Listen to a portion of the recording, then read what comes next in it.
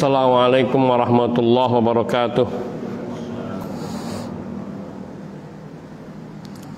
Innal hamdalillah nahmaduhu wa nasta'inuhu wa nastaghfiruh wa na'udzu billahi min shururi anfusina wa sayyiati a'malina. Man yahdihillahu fala mudhillalah wa may yudlil fala hadiyalah.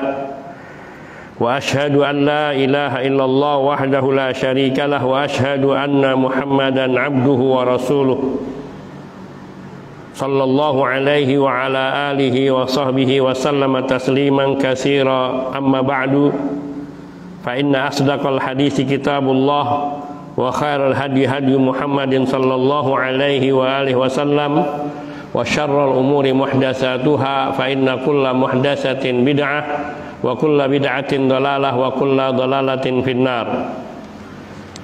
Ikhwani fid din rahimani wa rahimakumullah.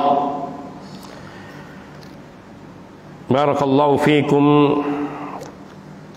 Kita telah membahas bersama tentang keumuman risalah Nabi sallallahu alaihi wasallam pada pekan yang lalu, dan masih tersisa pembahasan ini, yakni tidak panjang sebagiannya atau separuhnya,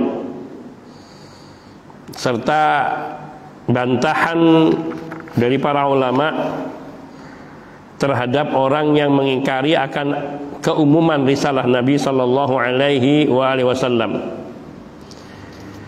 Al-muallif yakni Asy-Syaikh Shalih Fauzan bin Abdullah Al-Fauzan hafizahullah taala, beliau mencantumkan di sini minal ahadits as-shahihah, di antara hadis-hadis yang sahih tentang keumuman risalah Nabi sallallahu alaihi wasallam, tidak hanya untuk umat tertentu dan tidak untuk hanya masa tertentu dan tidak untuk agama tertentu. Beliau bersabda sallallahu alaihi wasallam dalam hadis-hadis yang sahih, di antara disebutkan, walladzi nafsi biyadih, demi zat yang jiwaku ada di tangannya, yakni demi Allah, la yasma'u bi min hadil ummati yahudiyyun wala nasrani, tidaklah seorang pun dari umatku ini yang mendengar akan kehadiranku, keberadaanku, yakni keberadaan Nabi sallallahu alaihi wasallam, baik ia seorang Yahudi maupun ia seorang Nasrani, tsumma la yu'minu bi, kemudian dia tidak beriman kepadaku, yakni beriman kepada Nabi sallallahu alaihi wasallam, illa dakhalan nara, melainkan dia pasti masuk ke dalam neraka. Berkata Sa'id bin Jubair rahimahullah, tasdiqu dzalika fi kitabillahi ta'ala, apa yang disabdakan oleh Nabi sallallahu alaihi wasallam ini dibenarkan oleh firman Allah Subhanahu wa taala di dalam surat Hud ayat 17, wa may yakfur bihi minal ahzabi fannaru maw'iduh, dan barang siapa yang kufur, ingkar kepada Nabi sallallahu alaihi wasallam, minal ahzab, dari golongan-golongan yang ada, yaitu baik dia Yahudi, Nasrani maupun yang selainnya, mereka kufur, tidak beriman kepada Nabi sallallahu alaihi wasallam, fannaru maw'idu, maka ia diancam dengan neraka. Wa ma'nal hadis mutawatirun anhu ma'lumun bil ittirad, dan hadis ini menunjukkan hadis yang mutawatir. Terlebih lagi dikuatkan dengan ayat suci Al-Quran yang kedudukannya mutawatir, qat'i, dan sesuatu hal yang tidak diingkari. kembali kepada apa yang disabdakan oleh Nabi Shallallahu Alaihi Wasallam. Pertama, Nabi bersumpah, padahal semua apa yang beliau sampaikan pasti hak, benar. Tidak ada yang patut, tidak ada yang perlu diragukan. Akan tetapi Nabi juga sering beliau mengawali sabdanya dengan sumpah. Yang hal ini menunjukkan keseriusan dan pentingnya perkara yang ingin beliau sampaikan. Kalau kita umumnya ketika bersumpah, maka ingin meyakinkan orang yang kita ajak bicara, demi Allah saya tidak melakukan ini misalnya. Maka ketika kita katakan demi Allah, wallahi tallahi billahi, menunjukkan bahwa kita benar-benar serius dengan apa yang kita ucapkan, bahwa kita tidak berdusta. Sedangkan Nabi SAW beliau as-sadiqul masduq. Semua perkataan beliau adalah hak, benar. Dan beliau adalah orang yang terpercaya, yang tidak perlu kita lakukan. Namun beliau kadang, tidak sedikit beliau bersumpah dengan nama Allah sebelum mengucapkan apa yang hendak beliau sampaikan. Dan ini menunjukkan bahwa beliau ingin menunjukkan betapa pentingnya perkara yang ingin beliau sampaikan, ingin menunjukkan kesungguhan dan kebenaran yang tidak perlu diragukan. Sehingga beliau katakan, walladzi nafsi biyadi, demi zat, yakni demi Allah, zat yang jiwaku ada di tangannya, yang jiwaku ada di tangan Allah Azza wa Jalla. Beliau katakan, tidak ada seorang pun dari umat ini. Umat ini artinya yang hidup di masa Nabi Shallallahu Alaihi Wasallam, baik dia Muslim maupun non Muslim. Umat Nabi itu ada dua, ummatul dakwah dan ummatul ijabah. Ummatul dakwah yaitu mereka yang didakwai oleh Nabi dari umat manusia yang ada, dan ini juga menunjukkan keumuman kerasulan Nabi Shallallahu Alaihi Wasallam, bahwa beliau tidak hanya berdakwah untuk umat tertentu, untuk tempat tertentu, untuk masa tertentu. Dan semua yang hidup dari masa hidupnya Nabi diangkat menjadi, dari masa diangkatnya Nabi menjadi Rasul, maka mereka yang hidup di masa itu sampai akhir zaman, mereka adalah umat Nabi, yaitu ummatud dakwah. Mereka adalah umat yang menjadi objek dakwahnya Nabi. Mereka yang diseru oleh Rasulullah Sallallahu Alaihi Wasallam untuk memeluk Islam, untuk beriman kepada Allah, mentauhidkan Allah Subhanahu Wa Taala. Ini namanya ummatud dakwah. Adapun mereka yang beriman dan menyambut dakwahnya Rasul Sallallahu Alaihi Wasallam, menerima dakwahnya Nabi dan beriman kepada Nabi, mereka ini disebut dengan ummatul ijabah, umat yang mengijabahi dakwahnya Rasul Sallallahu Alaihi Wasallam. Sedangkan yang dimaksudkan dengan hadis Nabi Sallallahu Alaihi Wasallam, la yasma'u bi, tidaklah mendengar tentangku, min hadil ummah, yang hidup dari umat ini, Yahudiyun wala Nasraniyun, baik dia seorang Yahudi maupun seorang Nasrani, dia adalah umat ini, yaitu umat Nabi Sallallahu Alaihi Wasallam.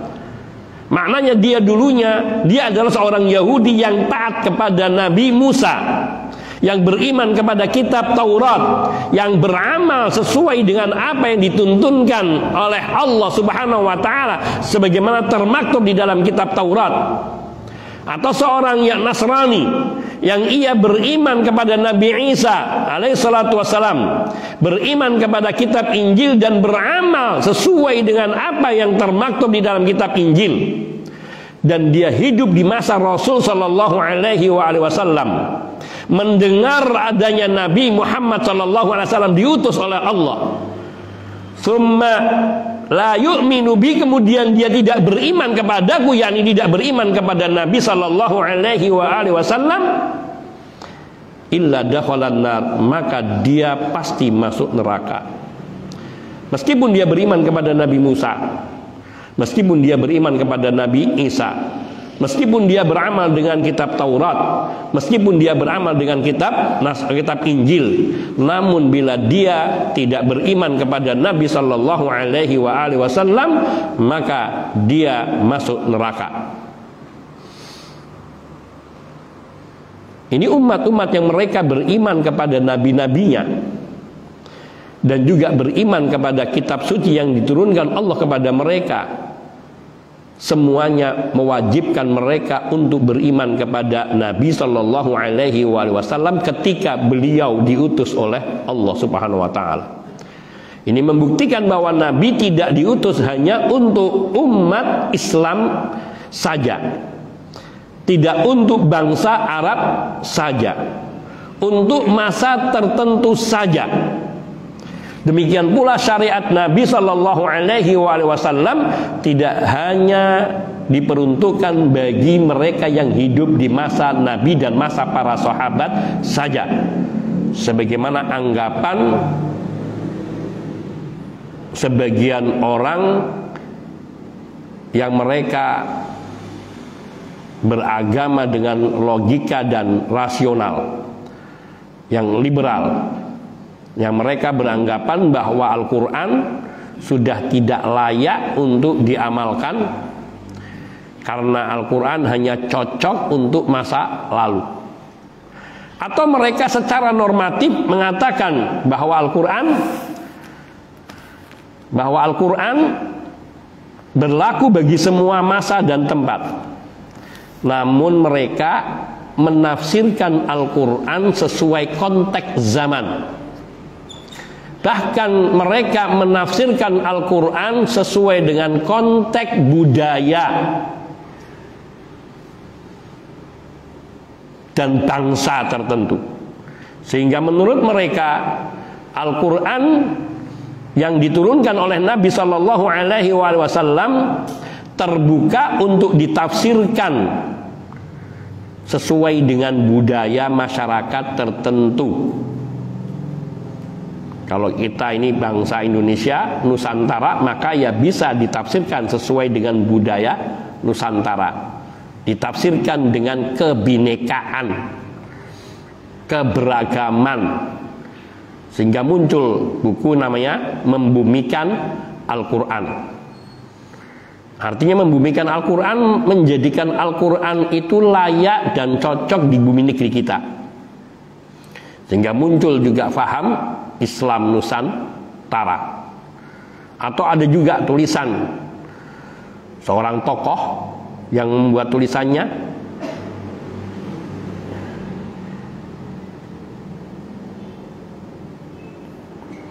apa itu? Islam kebangsaan. Yaitu sesungguhnya maksud daripada Islam kebangsaan adalah Islam Nusantara itu sendiri.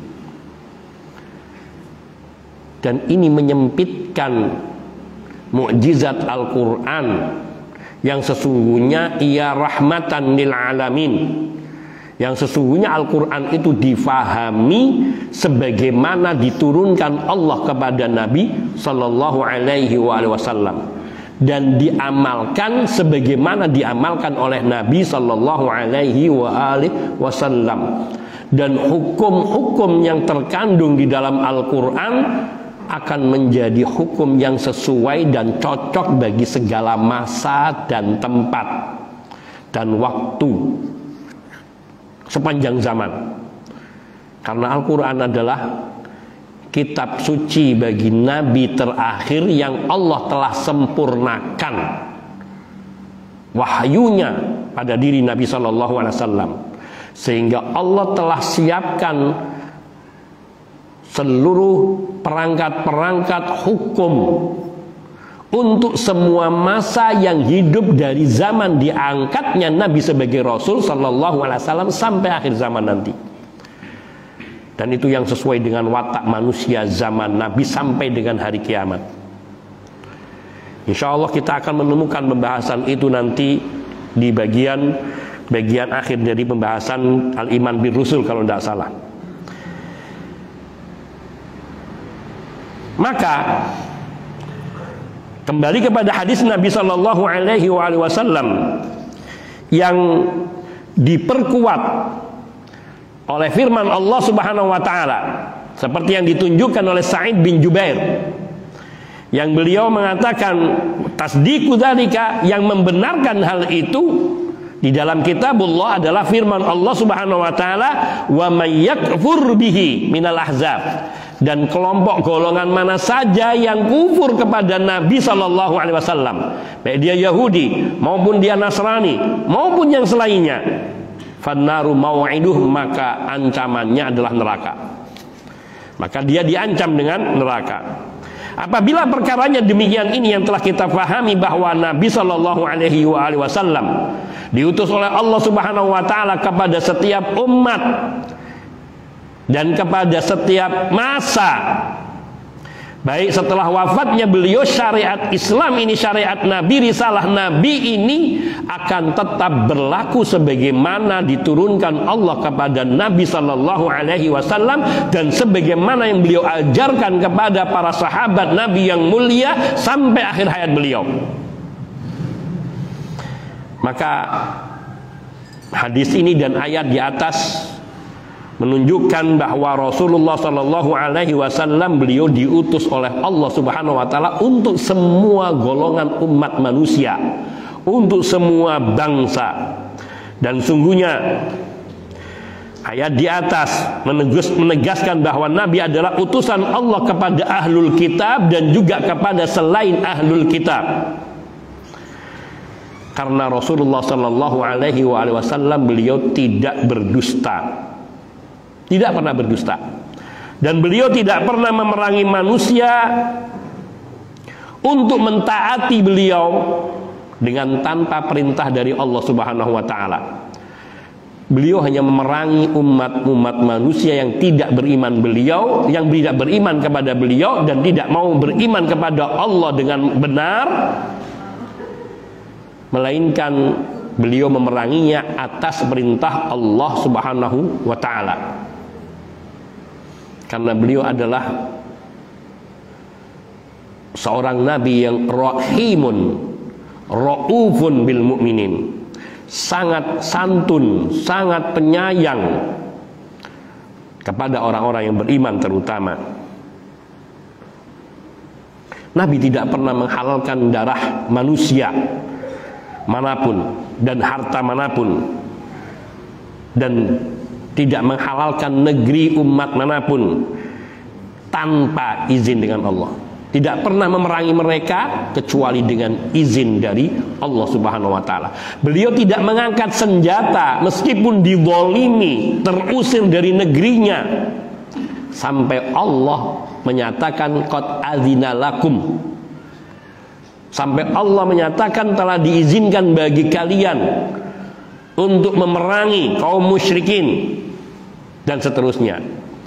Sampai ketika Nabi Shallallahu Alaihi Wasallam hendak mengusir Bani Quraidah yang telah melanggar perjanjian pun, itu atas perintah Allah melalui malaikat Jibril yang datang kepada Nabi dengan menyandang senjata dan mengatakan kepada Nabi, berangkat, jangan kau tanggalkan senjatamu. Pada saat itu Nabi Shallallahu Alaihi Wasallam baru selesai atau baru pulang dari sebuah peperangan. Maka barang siapa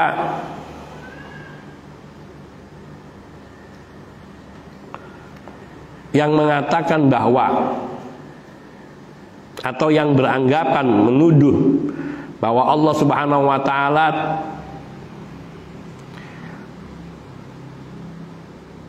memerintahkan Nabi untuk menghalalkan darah tanpa perintah dari Allah, artinya mengatakan bahwa Nabi menumpahkan darah tanpa perintah dari Allah dan tanpa dasar dari Allah, maka sungguh dia telah berdusta dan mengada-ada dan telah berbuat kezaliman. Allah Subhanahu wa taala berfirman dalam surat Al-An'am ayat 93, A'udzu billahi minasyaitonir rajim, wa man adlamu mimman iftara 'ala Allahi kadziban aw qala uhiya ilayya wa lam yuha ilaihi syai'un. Wa man adlam, Tidak ada yang lebih zalim, tidak ada yang lebih aniaya dari orang yang membuat-buat kedustaan atas nama Allah, atau ia mengatakan bahwa telah diwahyukan kepadaku padahal tidak diwahyukan kepadanya sesuatu pun.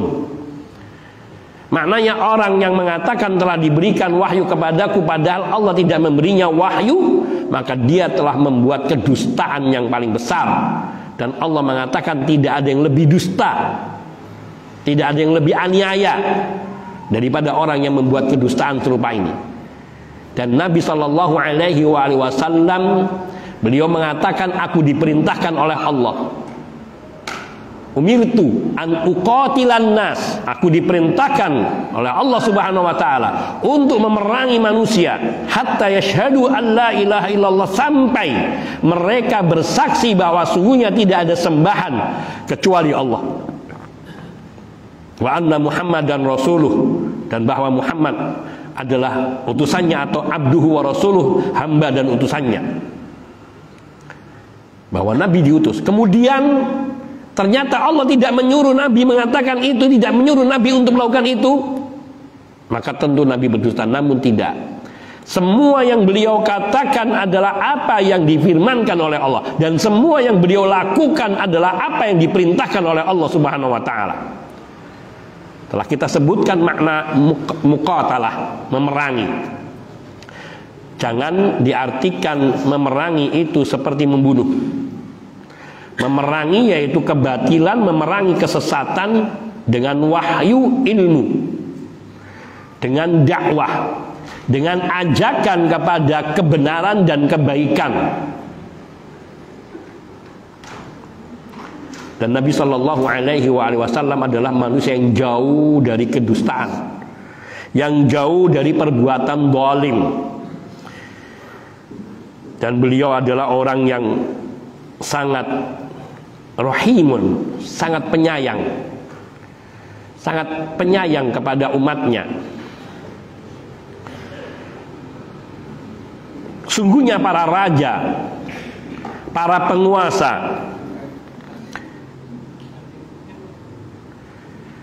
mereka memerangi manusia untuk taat kepada diri mereka, untuk tunduk kepada penguasa dan raja-raja tersebut. Dan kita lihat mereka tidak pernah ada seorang pun dari mereka yang mengatakan kami adalah utusan Allah kepada kalian. Para penjajah yang menjajah negeri kita, baik itu Belanda, Inggris, Jepang, Portugal, ketika menjajah negeri ini, menguasai negeri ini, mereka tidak pernah mengatakan kami diutus oleh Allah kepada kalian. Tidak ada. Mereka memerangi tujuannya untuk mutlak tunduk kepada mereka. Sedangkan Nabi Shallallahu Alaihi Wasallam memerangi umat untuk hanya taat kepada Allah Azza wa Jalla.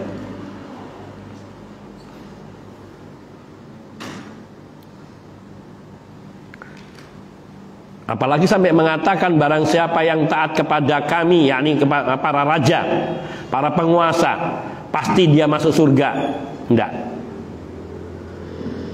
Mereka tidak pernah mengatakan ini. Barang siapa yang menentang kami, maka dia masuk neraka. Tidak ada satu raja penguasa yang melakukan hal itu. Tapi Fir'aun di luar hal ini. Fir'aun dan sekelompok lainnya tidak termasuk ke dalam kategori para raja dan penguasa yang seperti ini. Dan yang hanya mengatakan bahwa berimanlah kalian kepadaku dan kalian akan masuk surga, dan barang siapa yang ingkar kepadaku maka dia tidak mau masuk surga atau akan masuk neraka. Tidak mungkin orang yang mengatakan seperti ini kecuali dia seorang nabi. Dan Nabi Shallallahu Alaihi Wasallam beliau mengatakan dengan hak, beda dengan mereka yang mengaku dirinya nabi. Mereka yang mendustakan atas nama Allah tentang dirinya Nabi, seperti Musailamatul Kadzdzab atau juga Al-Aswad. Yang keduanya mengaku dirinya Nabi Shallallahu Alaihi Wasallam, mengaku dirinya Nabi. Maka mereka memerangi untuk mentaati dirinya, untuk kepentingan dirinya. Sedangkan Nabi Shallallahu Alaihi Wasallam yang jauh dari kedustaan serupa ini. Dan dikatakan oleh para ulama bahwa seorang Nabi akan tampak jelas dari ucapan dan perbuatannya. Kejujurannya itu tampak tidak hanya dalam ucapan namun dalam perbuatan. Dan bahwa apa yang diperjuangkan bukanlah kepentingan-kepentingan pribadinya, tapi dia memperjuangkan untuk kepentingan umat dan karena Allah Azza wa Jalla. Maka dia, seorang nabi itu hanya menyampaikan apa yang hak dari Allah Subhanahu wa Ta'ala. Maka ketika seseorang meyakini bahwa Nabi kita Muhammad Sallallahu Alaihi Wasallam adalah seorang nabi yang tidak mengatakan kecuali yang hak dari Allah Subhanahu wa Ta'ala, yang tidaklah mengajak kecuali kepada surga Allah Subhanahu wa Ta'ala, maka kewajiban umat adalah mengimaninya dan mentaatinya dan membenarkan setiap perkataannya. Maka kalau ada orang yang mengaku Nabi kita adalah seorang Nabi, namun dia menolak beriman kepadanya, maka sungguhnya dia tidak beriman kepada Nabi. Dia mendustai dirinya dan dia mendustakan Nabi Muhammad Sallallahu Alaihi Wasallam. Karena mustahil orang yang percaya bahwa Nabi Muhammad Sallallahu Alaihi Wasallam seorang Nabi dan mereka tahu bahwa seorang Nabi pasti berkata yang hak, tidak pernah mengatakan yang batil, tidak pernah berdusta, tapi kemudian dia tidak mau mengikutinya, maka ini kedustaan. Artinya tidak mungkin seseorang yang mengakui Nabi kita Muhammad Sallallahu Alaihi Wasallam sebagai Nabi kemudian dia tidak mengimaninya. Dan inilah keadaan orang-orang Yahudi yang mereka tahu bahwa Nabi Muhammad Sallallahu Alaihi Wasallam itu seorang Nabi, dan mereka mengenali ciri-ciri dan sifat-sifat Nabi Sallallahu Alaihi Wasallam terdapat di dalam kitab-kitab sucinya, dalam kitab Taurat, dalam kitab Zabur, dalam kitab Injil, ditambah lagi di dalam kitab suci Al-Quran. Telah jelas ada sifat-sifat Nabi yang tidak mungkin keliru dan salah, karena mereka meyakini kitab suci mereka Taurat, mereka meyakini kitab suci Injil. Orang-orang Nasrani beriman kepada kitab Taurat dan beriman kepada kitab Injil, bahkan beriman kepada kitab Zabur. Dan di dalam kitab-kitab suci tersebut disebutkan ciri-ciri Nabi Sallallahu Alaihi Wasallam, dan mereka mengetahuinya itu. Sampai Allah menegaskan, ya'rifunahu kama ya'rifuna abna'ahum. Mereka orang-orang ahlul kitab mengenali Nabi Sallallahu Alaihi Wasallam seperti mereka mengenali anak mereka sendiri. Ada nggak orang tua yang ragu terhadap anaknya? Bahkan dari jauh, cara jalannya saja sudah dapat diketahui. Oh, ini anakku, Datuk. Ciri-cirinya begitu lekat. Seperti itu keadaan ahlul kitab. Mereka mengenali sifat-sifat Nabi Sallallahu Alaihi Wasallam,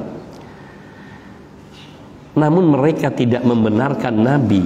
Makanya Nabi ancam, illa dakhalan nara, melainkan pasti dia akan masuk neraka. Yani la yasma'u bi min hadil ummati yahudiyyun wala nasraniyun thumma la yu'minu bi.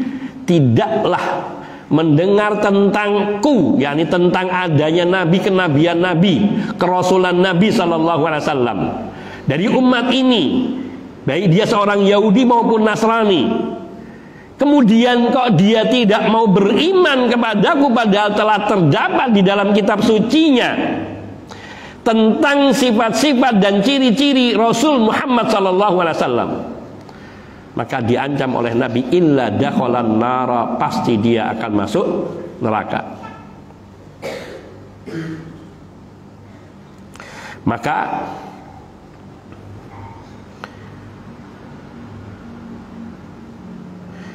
dikatakan di sini, barang siapa yang mengakui bahwa Nabi Muhammad adalah utusan Allah sallallahu alaihi wasallam, namun dia mengingkari bahwa beliau tidak diutus kepada ahlul kitab.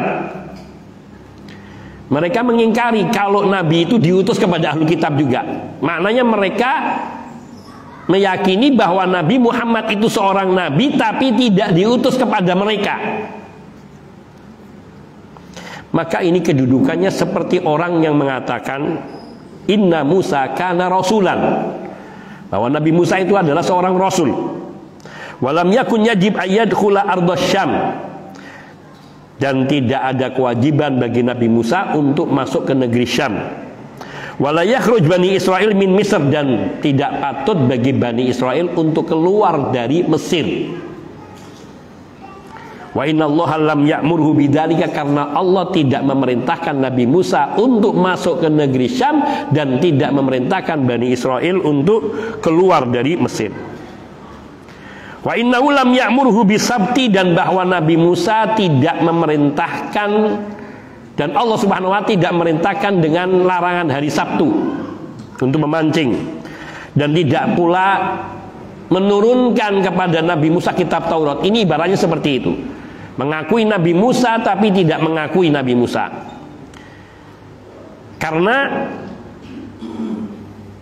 ia mengakui Nabi Musa di satu sisi, tapi di sisi lain dia tidak mengamalkan perintah-perintah yang ada di dalam kitab sucinya, yang diantaranya adalah perintah untuk beriman kepada Nabi Muhammad sallallahu alaihi wasallam.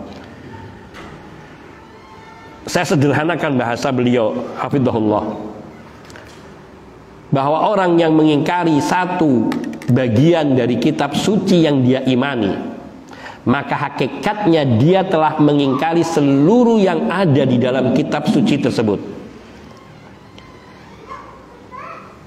Maka mengingkari Nabi Muhammad sallallahu alaihi wasallam sebagai rasul kepada ahlul kitab, mengingkari bahwa Nabi Muhammad itu diutus oleh Allah kepada ahlul kitab juga,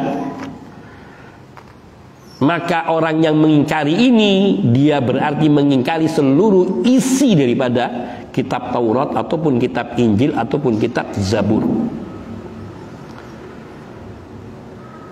Maka orang Yahudi yang dia beriman kepada kitab Taurat, orang Nasrani yang beriman kepada kitab Zabur maupun kitab Injil maupun kitab Taurat, kemudian tidak beriman kepada Al-Quran yang diturunkan Allah kepada Nabi Sallallahu Alaihi Wasallam, dan termasuk tidak beriman kepada Nabi Sallallahu Alaihi Wasallam, maka hakikatnya dia tidak beriman dengan semua yang ada di dalam kitab Taurat, Zabur maupun Injil. Ini hakikatnya sama. Karena orang yang beriman kepada kitab Taurat, beriman kepada kitab Zabur, dan beriman kepada kitab Injil, dia wajib beriman kepada kitab Al-Quran dan beriman kepada Nabi Muhammad sallallahu alaihi wasallam.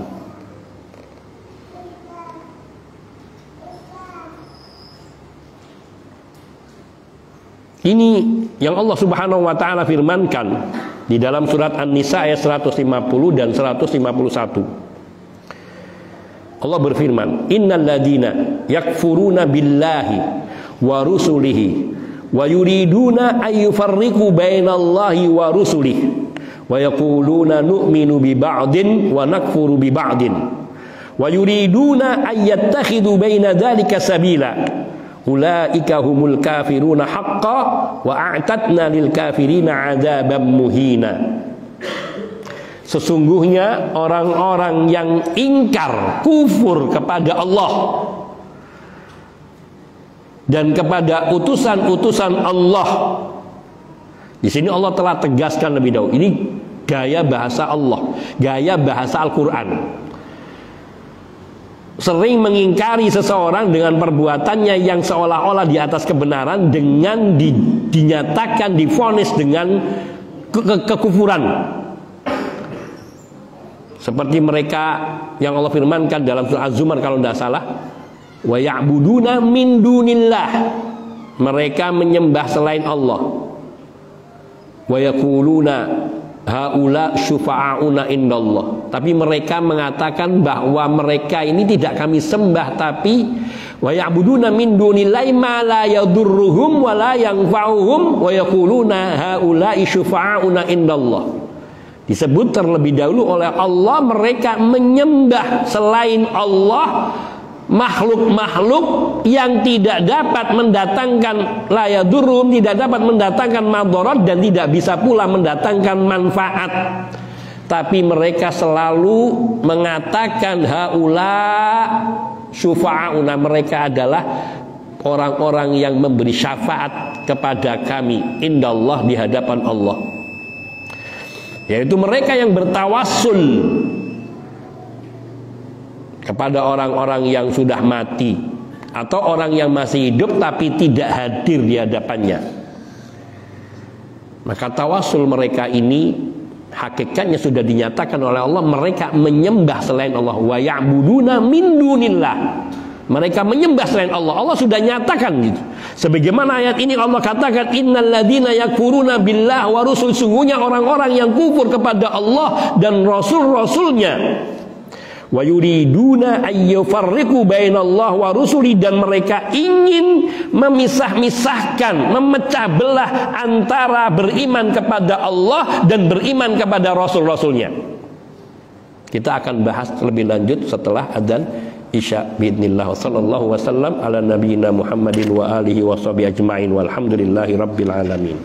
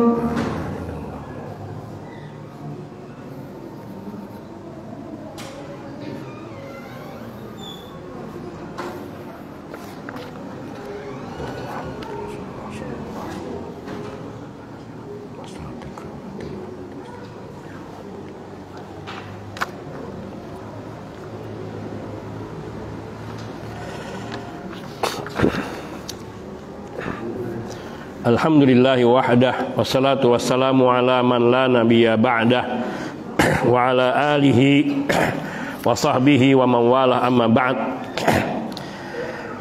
Akhwani fid din, azani Allah wa iyyakum jami'a wa rahimani wa rahimakum. Kita lanjutkan sedikit firman Allah Subhanahu wa taala dalam surah An-Nisa ayat 150 dan 151.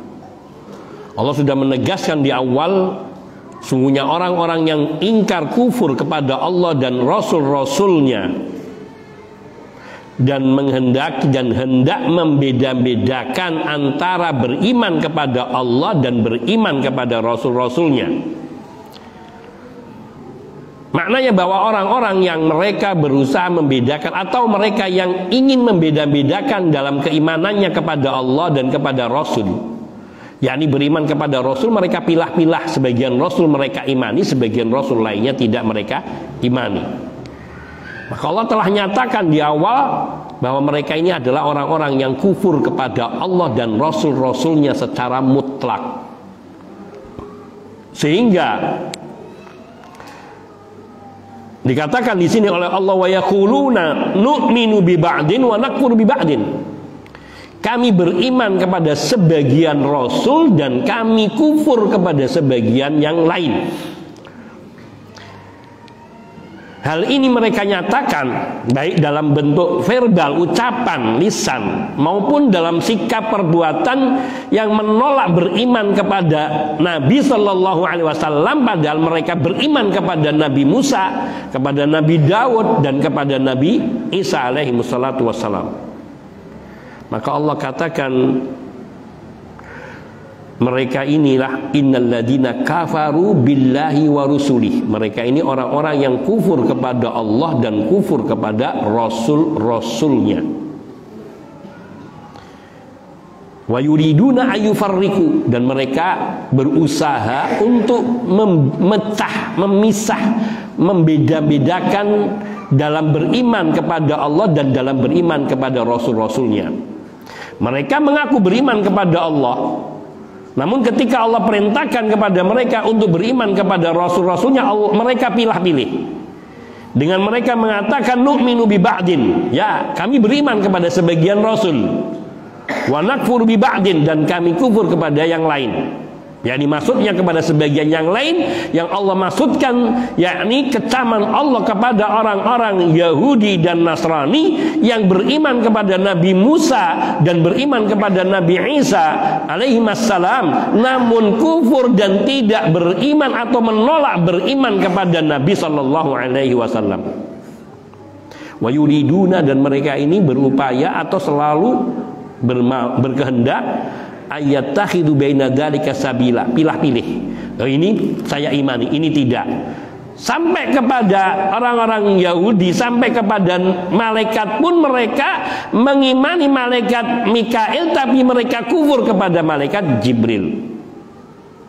Mereka memusuhi malaikat Jibril dan mereka menjadikan malaikat Mikail sebagai teman dan sahabat tanpa dasar ilmu.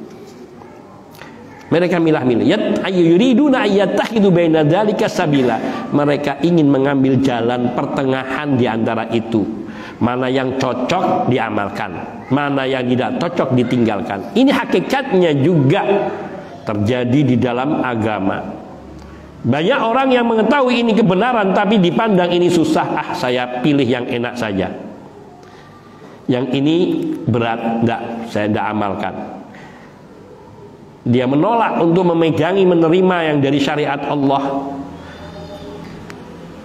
karena merasa berat. Perintah jihad berat, tidak usah. Cari yang aman-aman saja, yang damai-damai saja. Sehingga menolak untuk berjihad di jalan Allah ketika diwajibkan. Juga dalam banyak hal lainnya, syariat-syariat Allah mereka ambil sebagian dan mereka tolak sebagian yang lainnya. Wa yuriduna ayyattakhidhu baina dzalika sabila. Mereka ingin mengambil jalan pertengahan di antara apa yang diperintahkan oleh Allah itu. Dan Allah tegaskan orang-orang yang seperti ini, yang beriman kepada sebagian nabi dan menolak beriman sebagian nabi yang lain, ulaika humul kafiruna haqqa, mereka adalah orang-orang yang kafir yang sejati. Maknanya keimanan mereka kepada Nabi Musa, berimannya mereka kepada Nabi Daud, kepada Nabi Isa, dan kepada rasul-rasul dari kalangan Yahudi sebelumnya, tidak dianggap oleh Allah, tidak diterima oleh Allah bila mereka tidak beriman kepada Nabi sallallahu alaihi wasallam. Dan bahkan Allah ancam, wa'atadna lil kafirina adzaban muhina, dan kami telah siapkan azab yang menghinakan bagi orang-orang kafir. Yang dimaksudkan di sini yaitu orang-orang yang menolak beriman kepada Nabi Muhammad sallallahu alaihi wasallam setelah dia mengetahuinya.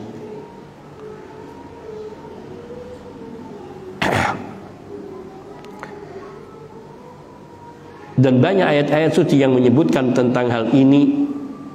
Bahkan mereka orang-orang Yahudi dan orang-orang Nasrani juga disebutkan oleh Allah, mereka beriman kepada sebagian isi kitab mereka dan kufur kepada sebagian isi kitab yang lain. Dan bahkan seperti disebutkan mereka, orang-orang Yahudi yang dilarang untuk memancing atau berburu ikan di hari Sabtu, mereka tidak melanggar secara langsung dengan memancing atau menjala ikan di hari Sabtu, tapi mereka mencari helah, mengakali hukum. Dan ini sebagai satu ungkapan sikap yang juga ada di tengah umat ini, mereka yang mencoba mencari celah untuk bisa seolah-olah tidak melanggar syariat. Gimana caranya supaya mereka tidak memancing secara langsung? Mereka menaruh jala di hari Jumat, perangkap ikan di hari Jumat, nanti ngambilnya di hari Ahad. Mancing tidak mereka di hari Sabtu? Tidak. Tapi oleh Allah dinyatakan mereka telah melanggar larangan Allah Subhanahu wa ta'ala. Hakikatnya ini yang banyak terjadi di tengah umat ini, selalu mencoba mengingkari syariat-syariat Allah dengan penafsiran-penafsiran, bahkan penakwilan-penakwilan yang tidak diinginkan oleh syariat itu sendiri. Dulu pernah muncul dari tokoh-tokoh negeri ini yang sekarang lebih suka menisbatkan dirinya dengan Islam Nusantara, dengan menyatakan bahwa hijabnya bangsa Indonesia itu tadi membudayakan agama. Itu cukup wanita itu memakai pakaian menutupi leher dan dada. Adapun lengan cukup yang di bawah siku. Pakaian bawahnya cukup menutupi lutut. Dan itu sudah dikatakan sebagai pakaian hijab syar'i dalam konteks Nusantara. Lainnya lagi, di antaranya upaya menjadikan pembagian waris laki perempuan sama. Ini seperti seolah ingin menjadi pahlawan bagi kaum wanita, menyamakan pembagian waris laki, anak laki dan perempuan sama, dengan berbagai teori penafsiran-penafsiran yang itu tidak hanya di Indonesia saja, juga telah ada di beberapa negeri-negeri lain yang dilakukan oleh kaum muslimin, tapi bukan di negeri-negeri muslim umumnya. Banyak tokohnya. dan juga masalah perkawinan. Perkawinan dengan ahlul kitab, bahwa syariat menurut pendapat sebagian ulama dibolehkan bagi seorang laki-laki muslim menikahi wanita ahlul kitab. Itu pun ada dalam perselisihan di kalangan para sahabat. Kemudian diambil secara dohir lahir ayat yang menunjukkan bahwa bolehnya menikah kepada ahlul kitab siapa saja.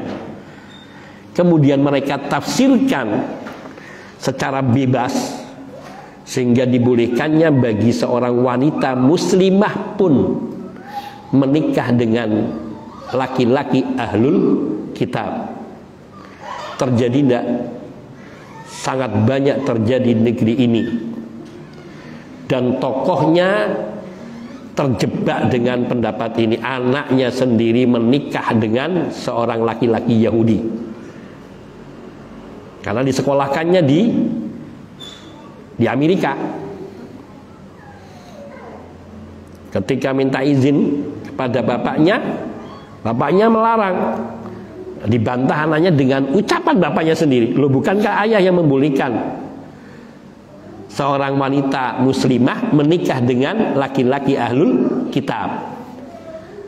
Kalau laki-laki muslim boleh menikahi wanita ahlul kitab, konsep orang ini dengan berbagai teorinya yang akhirnya kenapa seorang laki-laki, seorang wanita yang muslimah tidak boleh menikah dengan laki-laki yang ahlul kitab, dengan alasan bahwa sesungguhnya Islam mengajarkan kesetaraan, kesamaan antara laki dan perempuan. Akhirnya nggak bisa ngomong, nikahlah anaknya yang muslimah ini dengan laki-laki yang Yahudi. Wallahu ta'ala alam, kelanjutan ceritanya di mana nggak tahu, tapi itu yang terjadi. Bahkan tokoh ini dalam satu tulisannya yang kemudian diikuti oleh orang pengagum-pengagumnya dan pengikutnya, membolehkan menikah tidak hanya ahlul kitab dari kalangan Yahudi Nasoro, tapi juga dari kalangan Buddha, Hindu, dan lainnya. Dengan alasan mereka juga ahlul kitab, karena mereka punya kitab suci. Maka menikah dengan wanita Buddha pun boleh, menikah dengan wanita Hindu pun boleh, dan sebaliknya wanita muslimah menikah dengan laki-laki Hindu, Buddha, dan seterusnya boleh, karena mereka punya kitab. Cara berpikir liberal seperti ini yang merusak, dan itu kadang menyusup ke dalam pemikiran-pemikiran tokoh-tokoh Islam, sehingga melahirkan tafsir-tafsir yang kemudian tadi membumikan Al-Quran. Makna membumikan Al-Quran maksudnya adalah menjadikan Al-Quran itu sesuai untuk bangsa dan budaya negeri ini, penduduk negeri ini. Maka lahirlah Islam Nusantara. Nanti muncul Islam merah putih, nanti muncul lagi Islam lainnya, dan ini kesesatan-kesesatan yang menyimpang. Sungguhnya syariat Allah nanti akan kita bicarakan di pembahasan pekan depan insyaallah, yaitu mengapa Nabi Shallallahu Alaihi Wasallam dijadikan sebagai Rasul terakhir, dan bagaimana keadaan agama ini ketika dia ditutup dengan risalah Nabi Muhammad SAW. Ini pembahasan yang insya Allah akan membukakan pikiran bagi kita bahwa agama ini telah sempurna dan tidak membutuhkan satu ajaran baru pun yang tidak pernah diajarkan oleh Nabi, yang tidak pernah diamalkan oleh Nabi di masa hidupnya. Bahwa apa yang sudah disampaikan oleh Rasul SAW, Islam itu adalah jalan menuju solusi semua perkara, memberi solusi kepada semua perkara. Islam jalan menuju kebahagiaan di dunia dan di akhirat. semua persoalan yang muncul ada solusinya di dalam agama ini, dan solusi ini berlaku dari zaman Nabi Shallallahu Alaihi Wasallam sampai hari kiamat. Maka jangan sampai ada keraguan di dalam diri kita tentang kesempurnaan daripada ajaran Nabi Shallallahu Alaihi Wasallam. Maka ketika kita meyakini bahwa Nabi Shallallahu Alaihi Wasallam seorang Nabi, maka kita harus yakin segala apa yang diberitakan oleh Nabi adalah hak, dan termasuk apa yang difirmankan oleh Allah yang dibawa oleh Nabi Shallallahu Alaihi Wasallam adalah hak pula. Sesuatu yang benar, sesuatu yang tidak perlu kita ragukan. Maka ketika kita meyakini apa yang diberitakan oleh Nabi hak dan apa yang dibawa oleh Nabi adalah hak, maka kita wajib mentaati Nabi Shallallahu Alaihi Wasallam dalam segala perkara yang diperintahkan oleh beliau kepada kita. Allah Subhanahu Wa Taala berfirman di dalam surat An-Nisa ayat 64, wa ma arsalna min rasulin illa liyuta'a biidznillah.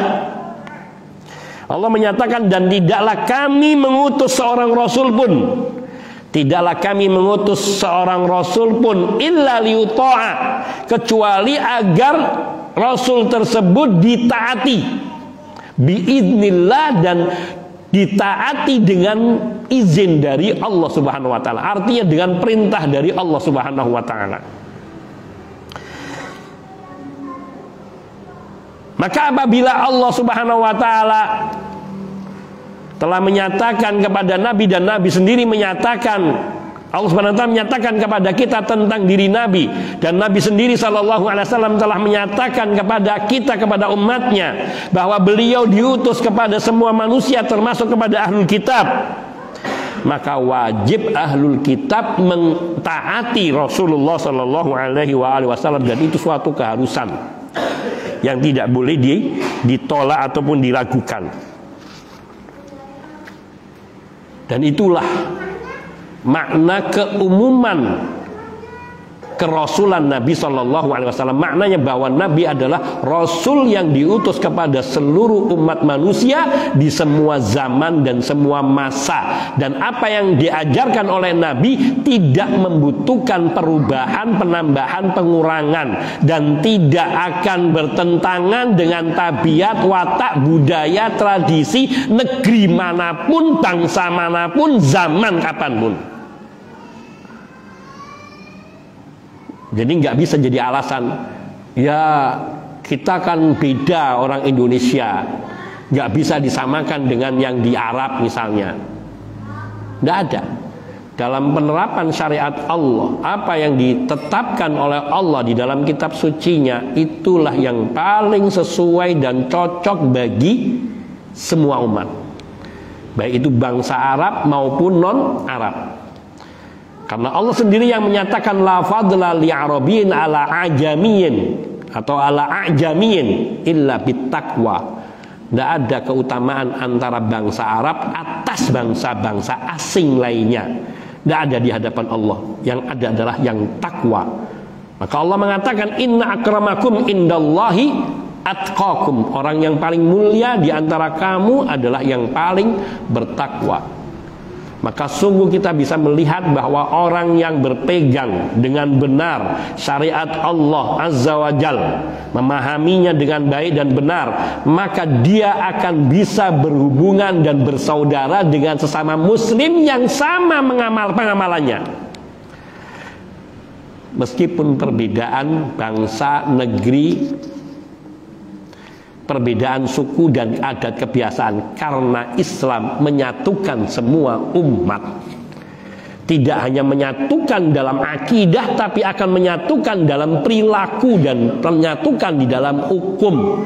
Dan semua manusia di hadapan Allah sama hukumnya, kecuali yang paling bertakwa. Inna akramakum indallahi atqakum.